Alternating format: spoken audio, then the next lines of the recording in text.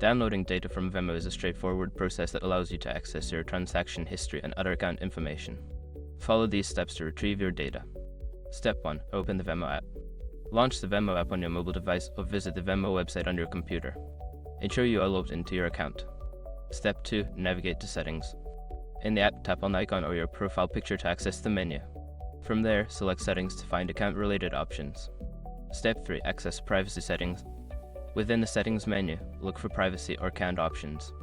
This section may contain information about your data and how to manage it. Step 4. Request Data Download.